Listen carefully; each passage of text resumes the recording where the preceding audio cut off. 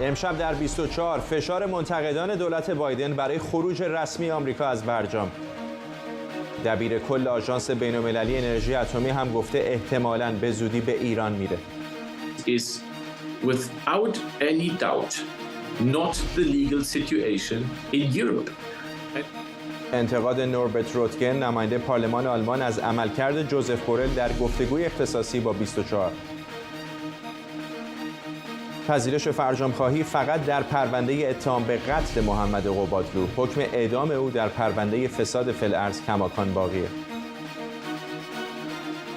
بیش از 1 میلیون دختر محروم از آموزش در افغانستان. یونسکو روز جهانی آموزش امسال رو به دختران افغانستان اختصاص داد. از واشنگتن دی سی این 24 است با فرداد فرحزاد. سلام و وقت بخیر. شبکه فاکس نیوز گفته منتقدان به دولت بایدن برای خروج رسمی از برجام فشار میارن. فاکس نیوز با اشاره به گزارش اختصاصی ایران اینترنشنال در مورد ملاقات رابرت مالی، نماینده ویژه امور خارجه آمریکا با نماینده جمهوری اسلامی در سازمان ملل، از قول تد کروز سناتور جمهوریخواه ایالت تگزاس گفته ذهن دولت بایدن به صورت ایدئولوژیک مشغول بازگشت به برجامه. سناتور کروز دولت بایدن رو متهم کرد که برای بازگشت به برجام بیشتر از اعتراضات در ایران یا فرستادن پهپادهای ایرانی به روسیه اولویت قائله. باب کیسی سناتور دموکرات پنسیلوانیا به آرش علایی خبرنگار ما در کنگره گفته که با اینکه احیای زود هنگام برجام رو ممکن نمیدونه، اما از ادامه گفتگو با جمهوری اسلامی درباره برنامه هسته‌ای حمایت میکنه.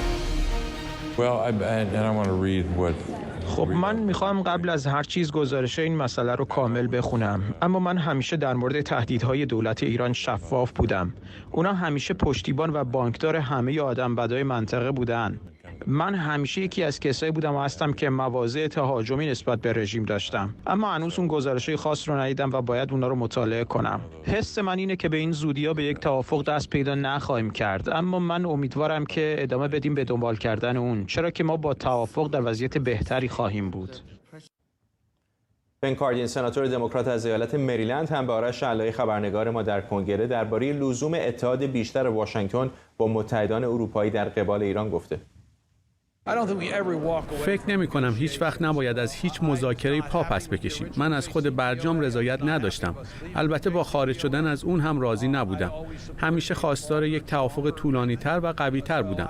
باید در این زمینه بیشتر با اروپایی‌ها هماهنگ باشیم و با هم مدام بحث و گفتگو کنیم. بنابراین فکر نمی کنم قبلا در مسیر درستی بودیم. هرچند کار دولت بایدن درست بوده. نماینده ویژه آمریکا در امور ایران هم در گفتگو با بلومبرگ گفته که بایدن در ارتباط با مسئله هسته‌ای جمهوری اسلامی همچنان به دیپلماسی معتقده. رابرت مالی گفته گفتگوهای غیر مستقیم برای آزادی و بازگشت شهروندان آمریکایی زندانی در ایران ادامه یافته. مالی در همین گفتگو به تلاش کاخ سفید برای تحت فشار گذاشتن چین به منظور کاهش واردات نفت از ایران اشاره کرده. به گفته مالی در گفتگو با تلویزیون بلومبرگ، چین بزرگترین واردکننده نفت ایران و گفتگوهای آمریکا برای راضی کردن این کشور برای عدم خرید نفت ایران بیشتر میشه. شرکت‌های بزرگ که بازار نفت رو رصد میکنن میگن صادرات نفت ایران در ماه‌های پایانی سال گذشته میلادی رشدی چشمگیر داشته. مدیر کل آژانس بین‌المللی انرژی اتمی هم در گفتگو با خبرنگار CBC گفته که احتمالاً در ماه فوریه به ایران سفر میکنه. به گفته رافائل گروسی توافق هسته‌ای با ایران به پوسته‌ای خالی بدل شده. بریم به کنگره آمریکا همراه بشیم با آرش علایی. آرش و همینطور می‌بینم که سمیرا قرایی هم از وزارت خارجه آمریکا به ما پیوسته. آرش، در مورد این مخالفت تد کروز با برنامه‌های جمهوری اسلامی در کنگره بگو سناتور تگزاس. خب آقای تد کروز مخالف سرسخت جمهوری اسلامی هست و به نظرم میاد که در کنگره جدید، در کنگره 118 هم که در واقع به طور رسمی امروز کار خودش رو سنا آغاز میکنه، آقای تد کروز از هر فرصتی استفاده میکنه که از سیاست خارجی دولت بایدن انتقاد بکنه. این صحبتی هم که با فاکس نیوز کرده پس از این که شبکه فاکس از آقای تد کروز پرسیده است که اینترنشنال میگوید که رابرت مالی ملاقاتی داشته با نماینده جمهوری اسلامی در سازمان ملل متحد. شما چه فکر میکنید؟ و آقای تد کروز اون پاسخی که شما خوندی رو داده و گفته است که به نظر ایشون دولت بایدن ذهنش هنوز مشغول برگشت به برجام است، اولویت بندیش اشتباه است. متهم کرد دولت بایدن رو که در حالی که مردم ایران در خیابان‌ها در حال اعتراض هستند و زنان و جوانان کشته میشند، منتظر است که آبها از آسیاب بیافته تا دوباره وارد یک توافق، اون چیزی که ایشون گفت بد اتمی با جمهوری اسلامی بشه. اما صحبت‌های سناتور باب کیسی رو هم شنیدید از حزب دموکرات. آقای باب کیسی که 2-3 هفته پیش هنوز به فکر این بود که شاید بازگشت به برجام هنوز بهترین راه ایالات متحده باشه، در صحبتایی که با من داشت الان به نظر میاد که از اون دورتر شده است. دلیل اینکه این اتفاق میفته فرداد اگر امروز شما در کنگره آمریکا بودید که خبرنگاران دوره کرده بودند اعضای حزب دموکرات رو بیشتر در مورد سندهایی که آقای بایدن هنوز داره در خونش پیدا میشه و فشار سیاسی که دولت بایدن در این زمینه داره تحمل میکنه. و شاید بعضی بپرسن این چه ربطی داره وضعیت رئیس جمهوری آمریکا در حالی که سرمایه سیاسی خودش رو واقعا از دست داده، در حالی که امیدوارن دموکرات ها که هر هفته که میگذره دوباره مدارک جدیدی پیدا نشه و الان یواش یواش حزب خود آقای بایدن هم داره فشار میاره در این زمینه بهش، باعث شده که سرمایه سیاسی رئیس جمهور پایین‌تر بیاد.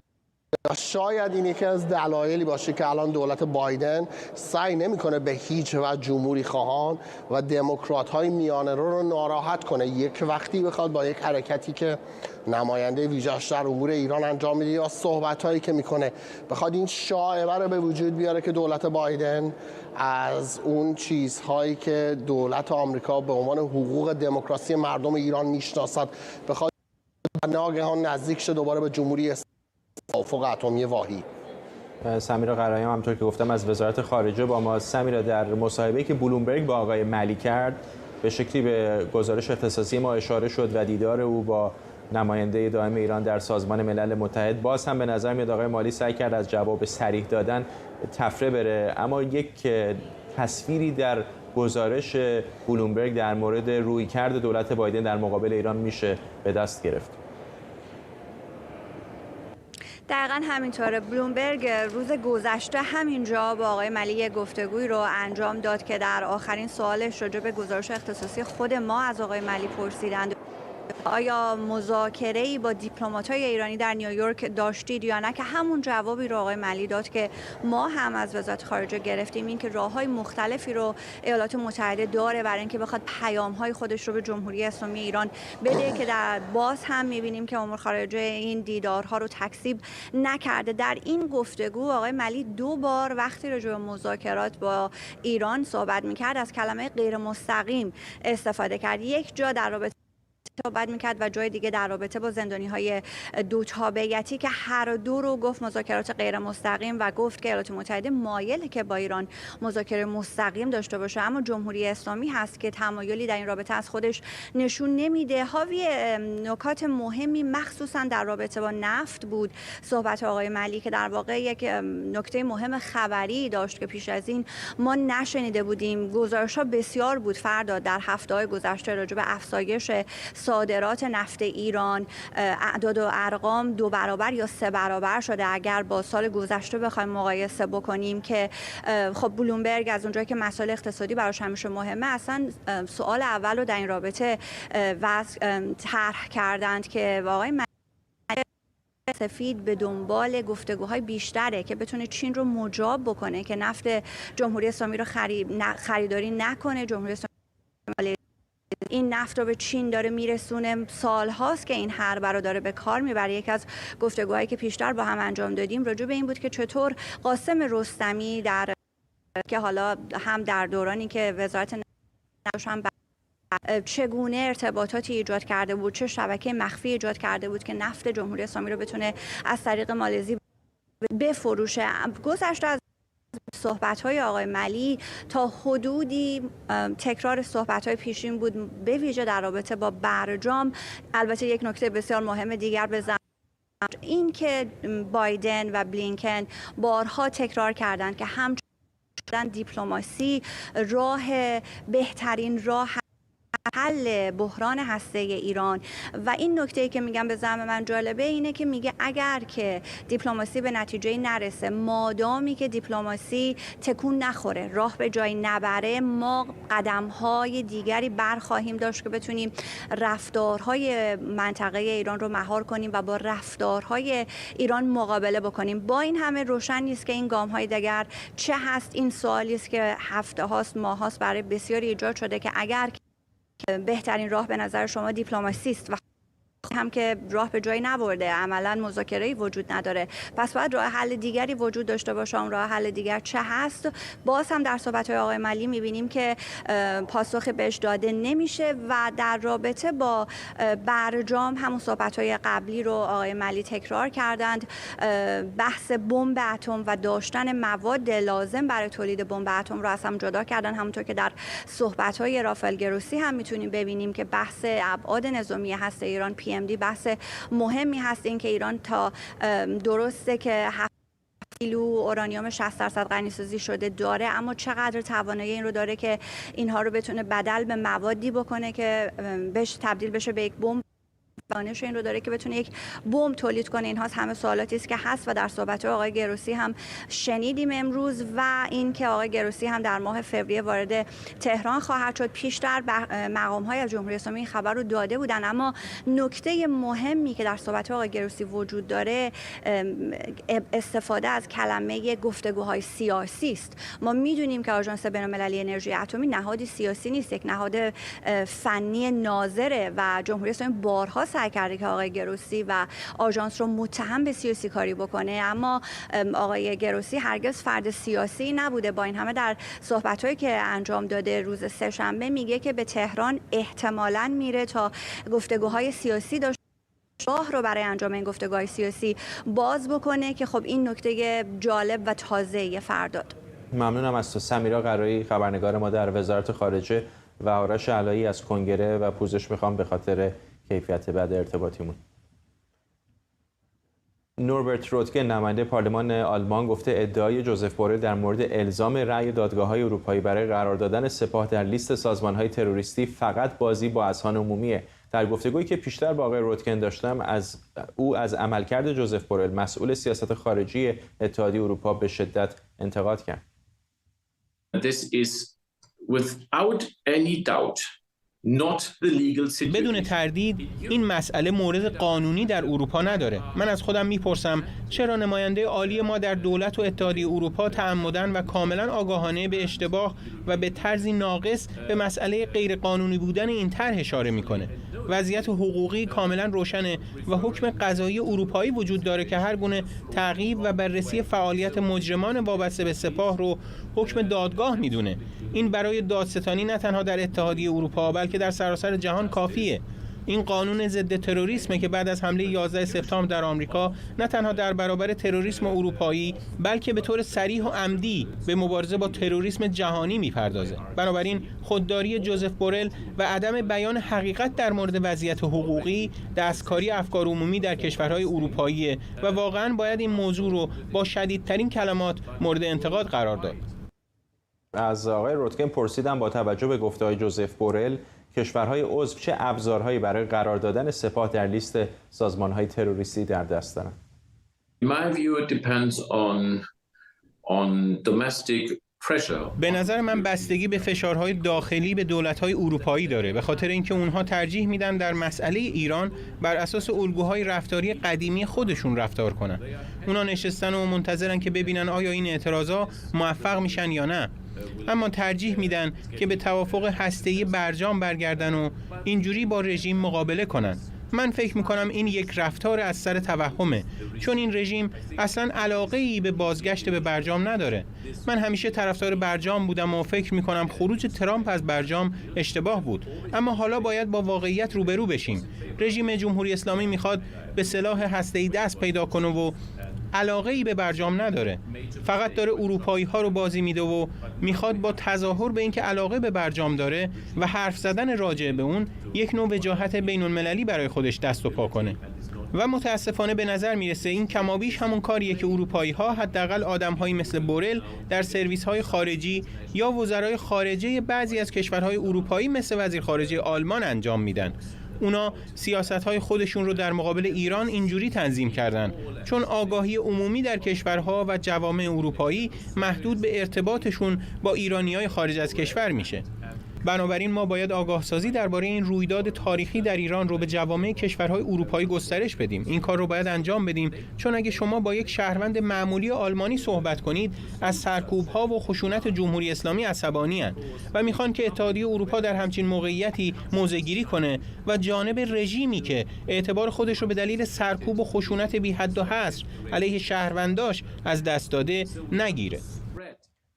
از نماینده پارلمان آلمان پرسیدم با توجه به اینکه برای قرار دادن سپاه در لیست سازمان‌های تروریستی نیاز به اتفاق آرای هر 27 کشور عضو اتحادیه هست و به طور مثال کشوری مثل مجارستان ممکنه حمایت نکنه، آیا میشه کشورهای اروپایی به طور مستقل سپاه رو در فهرست سازمان‌های تروریستی خودشون قرار بدن؟ مسئله قرار گرفتن سپاه در لیست سازمان‌های تروریستی باید در سطح اروپا مدیریت بشه چون این جاییه که ما اقداماتی از این قبیل رو انجام میدیم. اهمیت پارلمان ملی در اینه که دولت رو تشویق کنه موضوعات این چنینی رو در سطح اروپا مطرح کنه و در رابطه با اونها اقدام کنه. دلایلی وجود داره حتی در مسائل دیگه که انتقاداتی به عملکرد مجارستان وارده، اما نمیشه از کارت مجارستان همیشه برای قصر در رفتن در اتحادیه اروپا استفاده کرد. اینجوری بگم اگر آلمان و فرانسه مواضع روشنی به نفع وارد کردن اسم سپاه پاسداران در لیست سازمان‌های تروریستی داشتن، قطعاً وضعیت سیاسی متفاوتی در اروپا داشتیم.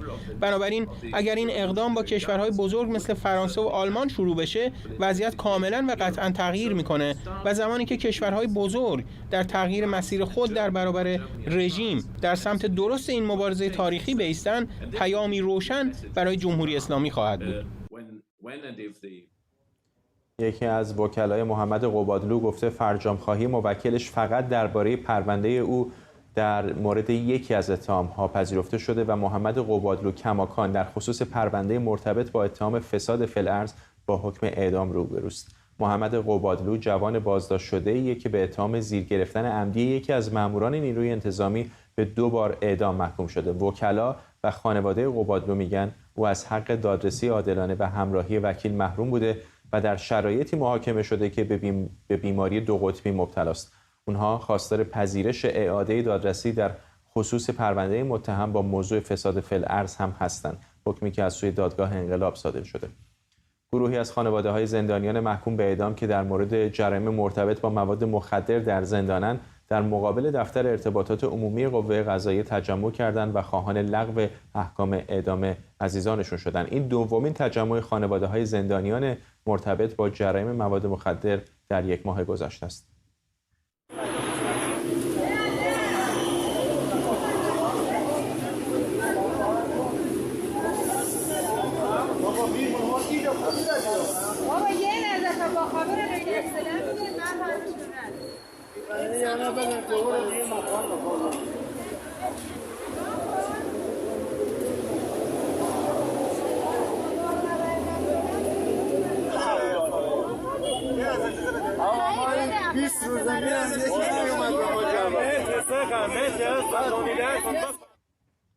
الی پورزند کارشناس ارشد مسائل زنان از تورنتو با ماست. خیلی ممنونم که دعوت ما رو پذیرفتید. چقدر فکر میکنید این اعتراضات میتونه به نتیجه برسه؟ که تجمع به خصوص اگر راجع به تجمع خانواده‌های زندانیانی که محکوم به اعدام‌های غیر سیاسی هستند صحبت می‌کنیم، من تصور می‌کنم در این جو انقلابی که ما شاهدش هستیم و زندگی کردیم این 4 ماه رو، طبیعتاً تمام افراد به حاشیه کشانده شده از جمله این عزیزان و افرادی که عضوی از جامعه ما هستند و به احکامی مثل اعدام برای جابجا کردن مواد مخدر به اصطلاح محکوم به اعدام شدن، ما میدونیم که از اقشار بسیار محروم جامعه معمولا هستند، معمولا از اقلیت‌های قومی هستند. هیچ گونه چون دسترسی به در واقع امکانات مالی ندارن، دسترسی به داشتن وکیل، دادرسی عادلانه و ندارن و معمولا تحت فشارهای بازجویی شدید و شکنجه‌های جسمی شدید قرار می‌گیرند در زندان‌های بسیار بی‌نام-و-نشان.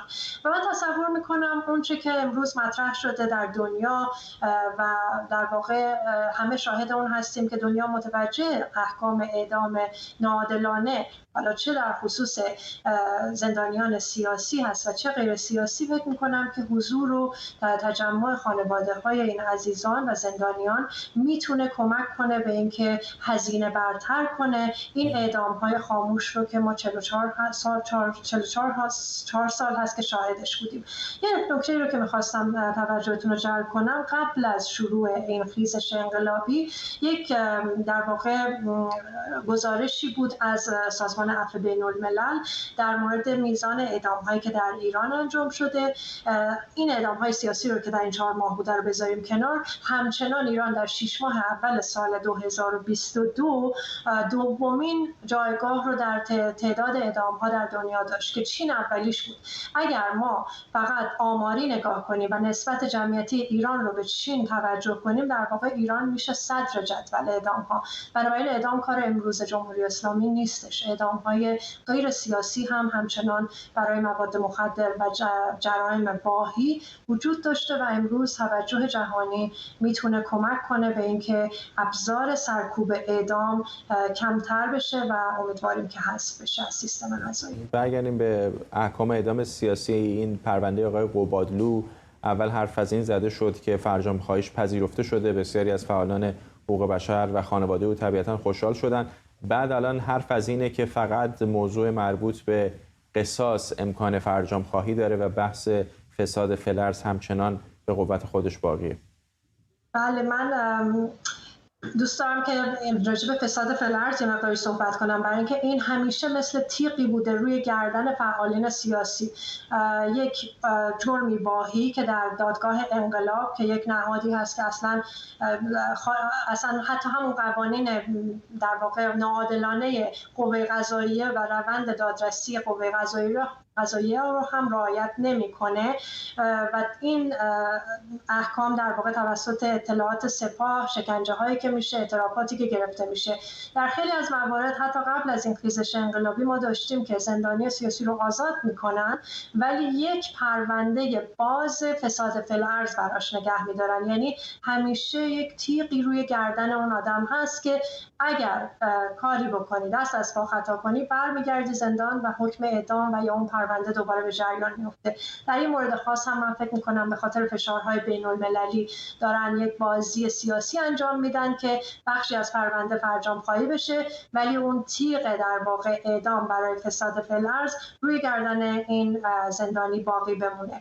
من فکر میکنم باید آگاهانه در مورد این مسائل و این نکات ظریف کار بشه در خارج از ایران برای اینکه آگاهی رسانی بشه و یک جوری ترجمه بشه این گفتمان و روش‌های سرکوبگر و خشن جمهوری اسلامی که با الفاظ و یا با افکار عمومی به این صورت بازی میکنه. ممنونم از شما لیلی پورزن، فعال حقوق بشر و کارشناس ارشد مسائل زنان از تورنتو با ما.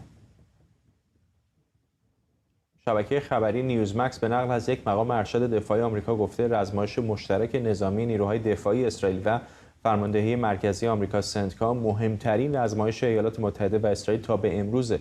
در این رزمایش که جونیپر اوک 2023 نام داره و از روز شنبه در خاک اسرائیل و دریای مدیترانه شروع شده و تا جمعه هم ادامه داره، بیش از 1100 نظامی اسرائیلی به همراه 6400 سرباز آمریکایی شرکت دارند. همینطور بیش از 140 هواپیما، 12 کشتی نیروی دریایی و سامانه توپخانه از هر دو کشور به تمرین نظامی می‌پردازند.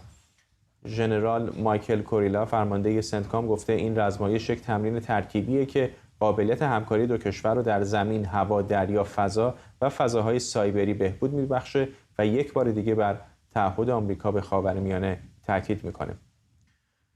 فرزین ندیمی، تحلیلگر امور دفاعی امنیتی در مؤسسه واشنگتن اینجا با ماست. آقای ندیمی، ما دیروز هم این رزمایش رو پوشش دادیم. چقدر اونطور که خیلی‌ها دارن توصیف میکنن که بزرگترین یا مهمترین رزمایش آمریکا و اسرائیل بوده، توصیف درستی است از اون؟ توصیف درستی است.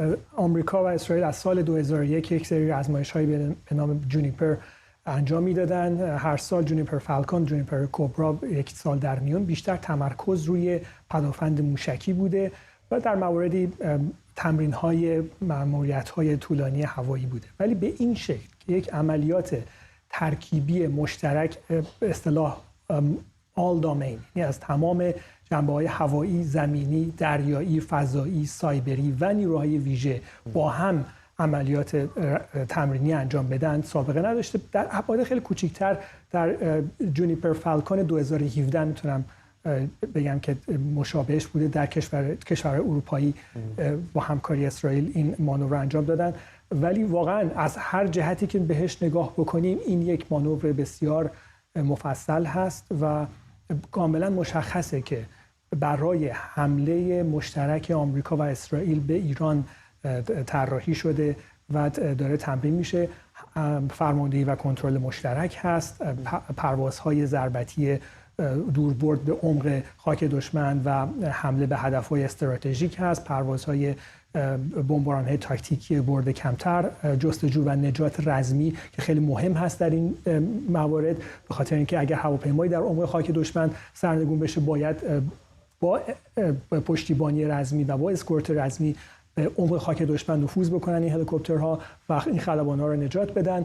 عملیات سایبری، جنگ الکترونیکی تهاجمی و تمام اینا نشون میده که بالاخره آمریکا به خواسته‌های چندین ساله اسرائیل برای انجام چنین رزمایشی جواب مثبت داده و این کار در امسال داره انجام میشه. یعنی شرایطی که اسرائیل بالاخره از محدوده فرماندهی اروپایی ارتش آمریکا جدا شده و به سنتکام پیوسته و این موقعیت الان مهیا شده که این مانور با این کیفیت بسیار منحصر به فرد انجام بشه. این نکته سنتکام که اشاره کردید برام جالب است. اتفاقا می‌خواستم ازتون بپرسم چقدر لوجستیکی، چقدر عملیاتی حائز اهمیت هست نقشی که الان اسرائیل و سنتکام دارن با هم بازی میکنن؟ بسیار مهم هست، به خاطر اینکه اسرائیل یک انبار مهمات سنتکام در منطقه هستش. مهمات، تجهیزات، سلاح‌ها، تجهیزات زرهی قابل توجهی در انبارهای ارتش آمریکا در اسرائیل انبار شده و خیلی از این تجهیزاتی که برای این مانور هم استفاده میشه از خود آمریکا یا اروپا نیامده، از این انبارها استفاده شده، به طوری که حتی مقداری از این مهمات رو هم اخیراً به اوکراین آمریکا ارسال کرده. خیلی مهم هست تمرین میشه، همکاری و در حقیقت یکی به یک زبون مشترک برسن. قبلا نبود با بخش اروپاییش بود، درست میگم؟ بله، فرماندهی اروپایی ارتش آمریکا این مانورها رو بیشتر در زمینه پدافند موشکی انجام میدادن. ولی این مانور از این جهت مهمه که نه تنها نیروی هوایی آمریکا بمب افکنه B-52 F-15 بلکه نیروی دریایی آمریکا هم یک ناوگروه هواپیما براش رو به منطقه ارسال کرده و کاملا میخوان نشون بدن که ما یک عملیات مولتی دامین چند وجهی رو با استفاده از تمام امکانات موجود منطقه آمریکا و اسرائیل میتونیم انجام بدیم علیه ایران و میخوام به ایران نشون بدن در حقیقت که ببینید ما هدفمون از این مذاکرات هسته‌ای این بوده که به صورت دیپلماتیکی مسئله رو حل بکنیم، ولی الان این امکان دیگه وجود نداره به خاطر اینکه برجام متوقف شده و وقتی که برجام متوقف شده جمهوری اسلامی یک کشوری در آستانه رسیدن به سلاح هسته‌ای دیگه برای اسرائیل و آمریکا مشخصه که 16 آبشار IR-6 و تولید اورانیوم 60% غنی شده دیگه معنیش اینه که تا آخر امسال ایران اگر بخواد میتونه به مواد لازم برای ساخت 10 بمب هسته‌ای برسه و این چیزی نیستش که آمریکا و اسرائیل بپذیرن و میخوان هرچه بیشتر و محکمتر و مشخصتر به ایران این پیامو بدن که این مسئله براشون پذیرفتنی نیست. شاید در همه موارد فرستادن پیام به همون اندازه مهمه که دریافتش. فکر میکنید تصمیم گیران ارشد سیاسی و نظامی در ایران وقتی مانور رو از دور در تهران تماشا میکنن میبینن چه پیامی اونها دریافت میکنن؟ به نظر میرسه که اون پیامو دارن دریافت میکنن. اونطوری که گفته میشه این اولین بار نیستش که این کیفیت در تحول کیفی در مانورهای آمریکا در منطقه ایجاد شده. مدتی هست این اتفاق افتاده، پیام‌هایی رو، سیگنال‌هایی رو به صورت پشت پرده آمریکا به ایرانی‌ها داده و گفته میشه که در بعضی موارد ایرانی‌ها متوجه شدن و در رفتارهاشون تغییراتی انجام دادن. آمریکایی‌ها خیلی امیدوار هستن که این مانورها که ادامه فکر می‌کنم خواهد داشت در آینده، در حقیقت این پیامو به ایران بده که ما از نظر ابعاد و از نظر کیفیت آمادگیمون رو داریم به سطحی میرسونیم که اگر لازم باشه واقعا به اقدام نظامی یک انتخاب کاملا ممکن باشه برای مقابله با برنامه هسته ایران. ممنونم از شما. فرزین ندیمی، کارشناس امور دفاعی امنیتی در مؤسسه واشنگتن. یکی از اسنادی که گروه بلک ریوارد از هک وبسایت دانشگاه امام صادق در اختیار ایران اینترنشنال قرار داده نشون میده که این دانشگاه برای درآمدزایی مجوز مزرعی استخراج رمز ارز دریافت کرده. دانشگاه امام صادق که پیش از انقلاب مرکز مطالعات مدیریت ایران بود، بعد از انقلاب مصادره و به ارثیه خانوادگی محمد رضا مهدوی کنی تبدیل شد. مجتبی پور محسن گزارش میده. استخراج پول در راندخانه مصادره‌ای به نام دانشگاه امام صادق، اسنادی محرمانه از سکه هایی که به نام دین ضرب و به کام کارگزاران نظام خرج می شود. سهم خانواده مهدوی کنی از این سفره که از ریاست کمیته انقلاب به ریاست دانشگاه محبوب خامنه‌ای رسید. روحانیون چگونه هاروارد ایران را به دکان سیاستمداران حکومتی تبدیل کردند. دانشگاه امام صادق یک پدیده ممتازه، صرفاً یک دانشگاه نیست. اسنادی که در نتیجه هک دانشگاه امام صادق به دست گروه هکری بلک ریوارد به دست آمده نشان می‌دهد که این دانشگاه برای درآمدزایی مجوز مزرعه استخراج رمز ارز گرفته. در این سند محرمانه خطاب به صادق آملی لاریجانی، رئیس هیئت امنای دانشگاه امام صادق آمده این دانشگاه توانسته مجوز تأسیس مزرعه رمز ارز را با توجه به سودآوری بالایش از اداره صنعت معدن تجارت خراسان در سال 99 دریافت کند. در همین سند گفته شده زمانی که برخی از مزرعه‌های استخراج رمز ارز به دلیل مصرف بالای برق پلم شده بود، این دانشگاه موفق شده از دادگاه استان خراسان رضوی مجوز رفع پلم بگیرد. این در حالی است که بسیاری از مراجع تقلید قوم از جمله ناصر مکارم شیرازی خرید و فروش رمز ارز را حرام اعلام کردند. اما دانشگاه امام صادق متعلق به کیست و چه سابقه‌ای دارد؟ سال 1349 محمد تقی برخوردار، کارآفرین سرشناس ایرانی در منطقه سعادت آباد، کلنگ مرکز مطالعات مدیریت ایران را بر زمین زد. مرکزی که مدیرش حبیب لاجوردی تاریخ پژوه بود و قرار شد شعبه‌ای از دانشگاه هاروارد در ایران باشد برای تربیت مدیران کارآمد. انقلاب 57 اما این ایده را مثل بسیاری از ایده‌های مهم دیگر ناکام گذاشت. در تقسیم غنایم سالهای اول انقلاب، محمد رضا مهدوی کنی، امام جماعت منطقه کن تهران، ابتدا ریاست کمیته انقلاب این ناحیه را در اختیار گرفت و بعد با حکم روح الله خمینی سرپرست کل کمیته‌های انقلاب اسلامی شد. سال 61 در میانه انقلاب فرهنگی نام دانشگاه مصادره شده هاروارد به دانشگاه امام صادق تغییر پیدا کرد. روحانیون نشسته بر مسند قدرت رویای تلفیق علوم جدید و علوم حوزوی و ایجاد دانشگاهی اسلامی را در سر می‌پروراندند. بر همین اساس هیئت امنای متشکل از علی خامنه‌ای، مهدوی کنی و حسین علی منتظری مدیریت دانشگاه امام صادق را بر عهده گرفتند و ریاست عالیه‌اش به منتظری رسید. پس از برکناری او از قائم مقامی رهبر وقت جمهوری اسلامی، مهدوی کنی ریاست هیئت امنا را بر عهده گرفت و تا زمان مرگش در سال 93 همکاری دانشگاه امام صادق ماند. پس از مرگ او هم پسرش محمد سعید مهدوی کنی رئیس دانشگاه شد. خامنه‌ای در سال 84 از رویاهایش برای دانشگاه امام صادق گفت: کاری کنید که دانشمندان مسلمان ما و مؤمن ما در رشته‌های مختلف علوم انسانی صاحب نظرانی بشن که دنیا از نظرات اینا استفاده کنه.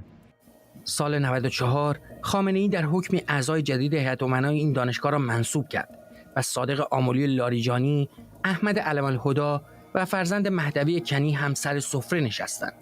فرزند مهدوی کنی سال 97 از ریاست دانشگاه امام صادق کنار رفت، اما خانواده او همچنان این دانشگاه را در اختیار دارند. قدسی سرخی همسر او از 32 سال پیش رئیس پردیس خواهران دانشگاه امام صادق است و مصطفی میرلوحی دامادش عضو هیئت امنا و دخترانش مهدیه و صدیقه به ترتیب مدیر اداره گزینش خواهران و عضو هیئت علمی دانشگاه هستند. محمد باقر برادر مهدوی کنی هم عضو هیئت علمی دانشگاه امام صادق است. دانشگاه امام صادق بیش از یک دانشگاه اسلامی، یک نهاد اقتصادی هم هست که مؤسسان و مدیرانش آن را مؤسسه غیر انتفاعی معرفی می‌کنند. اما این دانشگاه امسال حدود 36 میلیارد تومان از بودجه عمومی کشور سهم برده و سال آینده بیش از 44 میلیارد تومان می‌گیرد.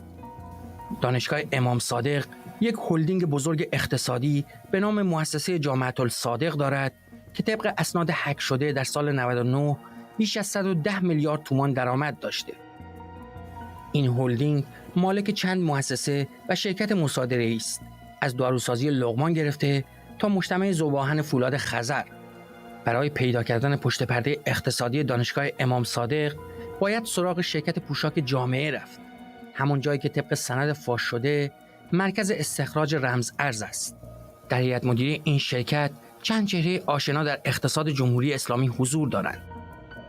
یکیشان علاءالدین میر محمد صادقی، یکی از سوپر میلیاردرهای نظام، رئیس اتاق بازرگانی ایران و کانادا و از اعضای هیئت مؤتلفه. این تاجر اصفهانی سال 57 بارش را بست.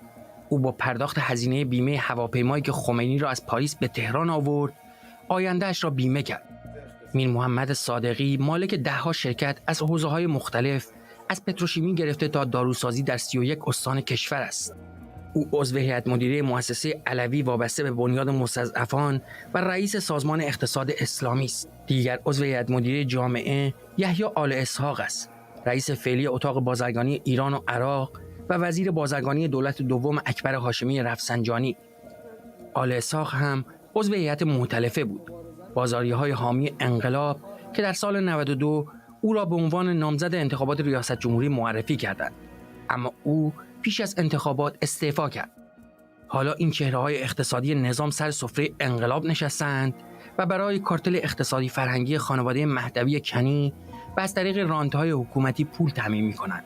شرکت جامعه در این نامه به زاهدی وفا، سرپرست پیشین وزارت کار و عضو هیئت مدیره مؤسسه جامعة الصادق پیشنهاد داده که در مشهد کارخانه تولید چادر مشکی تأسیس کنند. هفته گذشته سخنگوی دولت رئیسی در توییتی مدعی شد که خاندان محمد رضا شاه پهلوی هنگام خروج از کشور اموال زیادی را با خود بردند، از جمله تاج پادشاهی و تاج ملکه. جدای از آمار و ارقام نادرست، آن دو تاج در موزه جواهرات بانک مرکزی نگهداری می شود. حالا اما بر اساس اسناد هک شده مشخص شده که تعداد زیادی از سکه ها و مدال های ارزشمند از قبل از انقلاب مصادره و در اختیار دانشگاه امام صادق قرار گرفته. اموالی که به گفته این سند حتی آمار و ارقامش هم از دستشان در رفته. خروجی دانشگاه امام صادق در زمینه به اصطلاح کادرسازی برای جمهوری اسلامی هم دولت رئیسی بود، کوهی که موش سایید. ارمغان رئیس بانک مرکزی و این وزیر کار پیشین که اصلا افزایش قیمت دلار هیچ ربطی به تحریما نداشت، میدونستین؟ و البته این وزیر اقتصاد اگر دولت آینده هیچ اقدامی انجام نده، سال بعد تورم حتما 10-15% پایین‌تر از امسال خواهد بود. که همگی فارغ التحصیل دانشگاه امام صادق بودند. دلار 44,000 تومانی و تورم 46% است. میراث حبیب لاجوردی و محمد تقی برخوردار که پس از انقلاب ارثیه خانوادگی مهدوی کنی شد و حالا خانه‌ای روی آب برای روحانیونی که در تلاشند با استخراج رمز ارز جیب خودشان را پر کنند. معدن طلای دوران شاه که در جمهوری اسلامی به یک راندخانه تبدیل شد. مجتبی پورمحسن، لندن. ماجرای تعرض جنسی به 15 فوتبالیست نونهال در مشهد ابعاد جدیدی به خود گرفته. سایت طرفداری تصویری از نامه والدین این افراد به اداره ورزش و جوانان رو منتشر کرده که نشون میده مسئولان تقریباً 2 هفته قبل از رسانه‌ای شدن این ماجرا از اون باخبر بودند. در این نامه که 12 دی ماه نوشته شده، والدین این بازیکنان تاکید کردند که با مراجعه به هیئت فوتبال برخی مسئولان این هیئت از ماجرای فساد اخلاقی در این باشگاه باخبر بودند اما اقدامی نکردند. محسن حیدری رئیس هیئت فوتبال خراسان رضوی هم یکشنبه اعلام کرد تلاش‌ها برای به گفته او کدخدامنشی میان طرفین ادامه داره. مزدک میرزایی همکارم از لندن با ماست. مزدک، این داستان هم تو داره بزرگ و بزرگتر میشه. ماجرای جدیدی نیست در فوتبال پایه. متاسفانه سالهاست که از این اتفاقات میفته. حالا هر موقع پای صحبت هر کدوم از مربیای رده پایه میشینیم از این صحبت ها میکنن و اینکه اتفاق جدیدی نیست، ولی خب اینکه در این مقطع مشخصه که مسئولای جمهوری اسلامی دوست نداشتن که بال و پر پیدا بکنه و زیاد بهش پرداخته بشه در رسانه‌ها، چون شرایط مناسبی نیست با توجه به خیزش انقلابی مردم ایران. اما اینکه 2 هفته پیش این موضوع در واقع مطرح شده و لاپوشونی شده، روش سرپوش گذاشته شده، بعد که حالا از طریق یکی از رسانه‌ها و یک شخص که بعد سایت طرفداری اون رو مشخصا مطرح کرد، باعث شده که دیگه نشریش رو گرفت و صحبت‌ها زیاد هست در موردش. علی اکبر هاشمی، کسی که مسئول ورزش و جوانان استان خراسان رضوی هست، اونجا با احسان اصولی همین الان بگو مگو دارن. ما می‌بینیم که صحبتایی که میشه هر کدوم در واقع مقصر رو کسی دیگه میدونه. احسان اصولی عضو هیئت رئیسه فدراسیون فوتبال و رئیس هیئت فوتبال خراسان رضوی، یعنی هر کدوم از این 2 تا نهاد تقصیر رو بر سر دیگری میندازن و معتقدن که طرف مقابل مشکل داشته، چون این در واقع تیم نونهالان یا نوجوانان مجوز نداشته و مجوز رو کجا باید بهش میداده؟ وزارت ورزش جوانان. یعنی از هیئت فوتبال سلب مسئولیت شده به خاطر اینکه شاید در حد و اندازه های هیئت فوتبال نمیدیدن که مجوزی اهدا بکنن به مدارس فوتبال یا تیم های نوجوانان و نهالان. و بدترین قسمت ماجرا اینه که نه تنها هیچ کدوم از این موارد رو نمیپذیرن، اون انداختن گردن آمریکا که در چنین شرایطی آمریکا این کار رو انجام داده، طبق معمول یه نیروی خارجی و دشمن. و بدتر از همه اینانه که انگار هیچ اتفاقی نیفتاده. روز پنجشنبه برای همین تیم توی رده سن زیر 15 سال بازی گذاشتن. یعنی این تیم باید روز پنجشنبه ساعت 10 صبح بازی داره و انگار نه انگار که چنین اتفاق فجیعی افتاده. مسلما تو هر کشور خارجی بود ابعاد این ماجرا انقدر گسترده بود، انقدر باز می‌کردن موضوع رو که همه متوجه بشن که دیگه تکرار نشه. متاسفانه توی جمهوری اسلامی فقط سرپوش بذارن و اجازه ندن که مطرح بشه بنا به صلاحیت خودشون. و از ظاهر هم مشخصه که موضوع کیفری از حرف از اینه، ولی که با کدخدامنشی موضوع رو حل بکنیم. من نمیفهمم معنی این چیه. همون مشکل اینه. من فکر می‌کنم که الان بهترین کار برای والدین این کودکان اینه که این رو مطرح بکنن در مجامع قضایی و این رو دیگه واگذار نکنن به هیئت فوتبال و ورزش جوانان استان خراسان رضوی، چون مشخصه که اینا نمیخوان کاری رو انجام بدن، هر کدوم تقصیر رو بر سر دیگری میندازن و نمیخوان مسئولیت این ماجرا رو بپذیرن.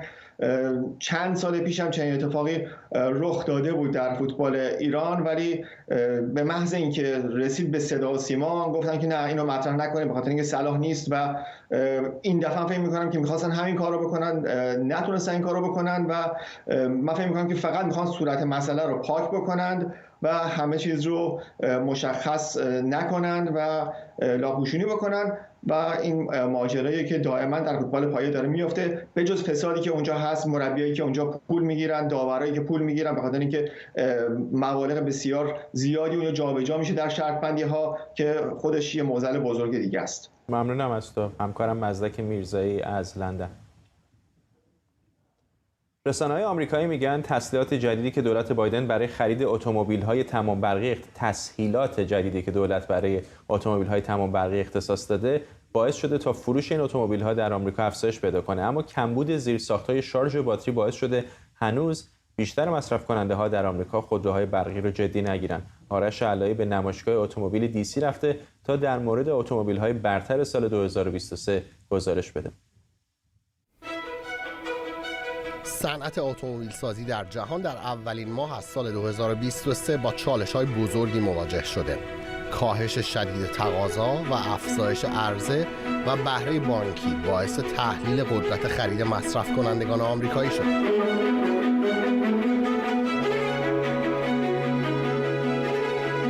اما دولت بایدن با اختصاص مشوق‌های مالیاتی برای خرید اتومبیل‌های برقی باعث رونق بازار اتومبیل‌های الکتریکی شد.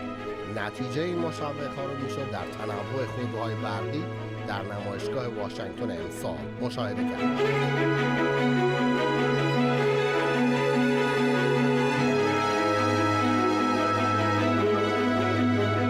این سری جدید خودروهای الکتریک شرکت شورولت سیلورادو HD که امسال این شرکت امیدواره در بازار شمال آمریکا عرضه بکنه. همونجوری که می‌بینید اتومبیل بسیار بزرگی است. من خودم قد کوتاه نیستم اما در کنار این اتومبیل خیلی قد بلندی ندارم و اگر در داخل بیاید بهتون نشون بدم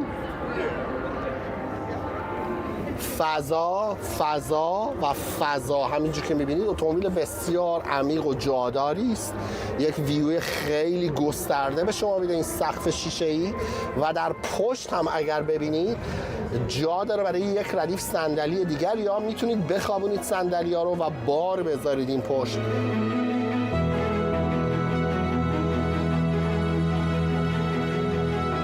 این سری جدید اتومبیل‌های ماستنگ از شرکت فورد، سری جدید به این دلیل که اتومبیل‌های ماستنگ قبلی همه سوخت فسیلی بودن، این اولین سری اتومبیل‌های الکتریکی است و دومیش هم این است که ماستنگ‌های قدیمی همه سدن بودن، این اولین مدل کامپکت SUV مستانگ است. در نهایت هم اطلاعات مربوط به حسگرهای مختلف اتومبیل رو هم به صورت دیجیتال شما اینجا در این آینه عقب می‌بینید. این اطلاعات به صورت دیجیتال اینجا روی آینه عقب برای کاربر میاد واسه اینکه خیلی حواسش رو پرت نکنه. شرکت فورد الان با چالش بزرگی برای فروش این سری از اتومبیل‌های خودش، یعنی اتومبیل الکتریک مدل ای روبروست. دلیلش هم این است که 2 هفته پیش رقیب اصلی فورد یعنی شرکت تسلا نزدیک به $20,000 از پایه قیمت اتومبیل‌های خودش کاهش داد. اتومبیل‌های لوکس و سوپر لوکس بخش بزرگی از نمایشگاه خودرو واشنگتن رو تشکیل میداد. اتومبیل‌های سوپر لوکس در واشنگتن بازار گرمی دارند و مثلا لامبورگینی با مدل‌های مختلف آونتادور خریداران زیادی رو در این منطقه جذب کرده. شرکت فراری هم در نمایشگاه خودرو واشنگتن با سری جدید مدل‌های کالیفرنیا، F8 و تریبیوتو حضور پررنگی داشت. فراری همچنین سری جدیدی از اتومبیل‌های سری GTS به نام سری 296 و سری 812 رو به بازار معرفی کرد. اتومبیل بوگاتی شیران سوپر اسپورت $4.3 میلیون قیمتشه. یعنی اتومبیلی که با آپشن بخواید بخرید، آپشنش فقط $475,000 از قیمت خیلی از ماشین‌های دیگه بیشتر، فقط فول آپشنش و نزدیک به سالی هم $5,000 خرج بنزینتون خواهد شد برای داشتن بوگاتی شیران سوپر اسپورت 2022 16 سیلندر و موتور 8 لیتری. نمایشگاه اتومبیل واشنگتن تا 29 ماه ژانویه در محل دائمی نمایشگاه‌های این شهر دایر خواهد. آرش علایی، ایران اینترنشنال.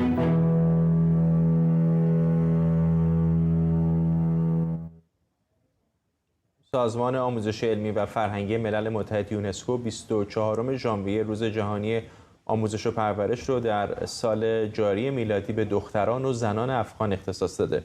بر این اساس یونسکو و کشورهای عضو اون حق تحصیل دختران و زنان افغان رو در رأس دستور کارشون قرار دادن. به گفته این سازمان بعد از بسته شدن مدارس به روی دختران بالاتر از کلاس ششم توسط طالبان 1.1 میلیون دختر در افغانستان از دسترسی به آموزش محروم موندن. یونسکو همچنین گفته این سازمان مشترکاً با رسانه‌های تبعیدی افغانستان تلاش میکنه که محتوای آموزشی رو از طریق امواج رادیویی در این کشور منتشر کنه.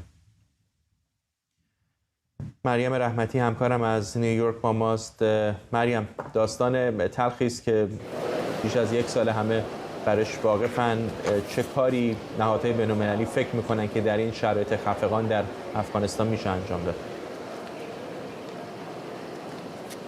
فرداد، سوال خیلی خوبیه. این روزها جامعه جهانی و فعالین حقوق بشری به دو دسته تقسیم شدن.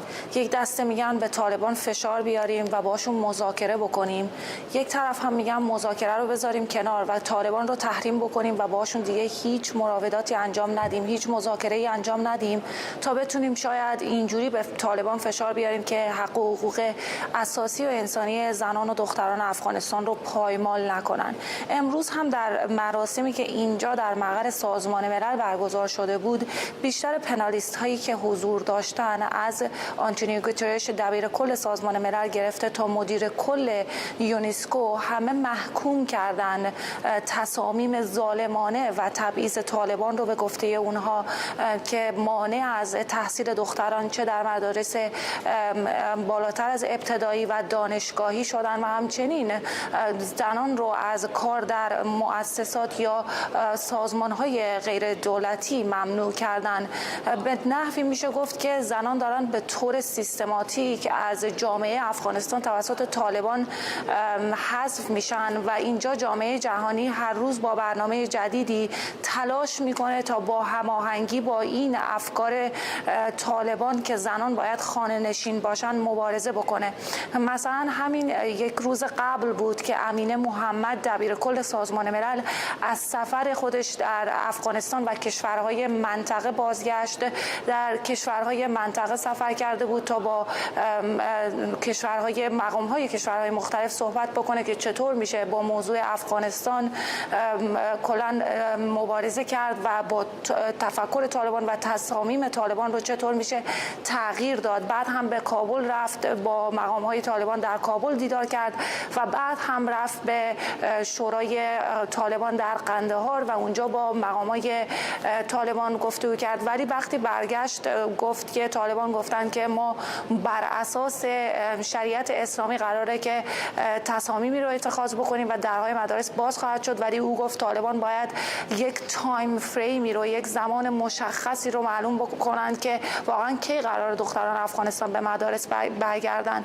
امروز هم دوباره رئیس 77مین مجمع سازمان ملل دوباره در پایانی این مراسم گفت که طالبان با هر چه زودتر این تصامیم خودشون رو لغو بکنن. همین الان مارتین گریفیتس، معاون دبیر کل در امور بشردوستانه، کمک‌های بشردوستانه در افغانستان به سر میبره و داره با طالبان راهزنی میکنه تا بتونه یک راهی رو پیدا بکنه برای اینکه چطور طالبان بتونه طالبان رو قانع بکنه که این تصامیم خودشون رو لغو بکنن و اجازه بدن که دختران دوباره به جامعه برگردن، دانشگاه برن درس بخونن.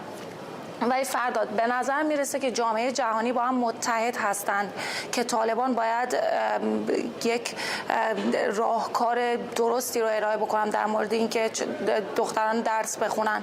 ولی اینکه آیا این تلاش های جامعه جهانی، این پیام ها، این محکوم کردن ها و این مراسم ها میتونه به حال دختران افغانستان تغییری بیاره، میتونه زندگی اونا رو تغییر بده یا نه؟ امروز در سخنرانی که 3 تا از کنشگران افغانستانی در حوزه آموزش اینجا داشتن، بسیار سخنرانی های پر احساس و پر دردی رو برای حاضران در این مراسم ارائه کردن و اونا گفتن ما عصبانی هستیم، این وظیفه جامعه جهانی هست، این مسئولیت جامعه جهانی است که در کنار دختران افغانستان بیستن. و همچنین شبانه، یکی از دختران که امروز شبانه راسخ اینجا سخنرانی کرد، گفت که دختران تحصیل کرده افغانستان بهترین متحدان غرب هستند در مبارزه با افراطگرایی. ممنونم از تو مریم رحمتی، خبرنگار ما در مقر سازمان ملل متحد در نیویورک. و اجازه بدید برنامه رو هم با تصاویری زنده از لیما، پایتخت پرو به پایان ببریم که همچنان درگیر اعتراضات گسترده است.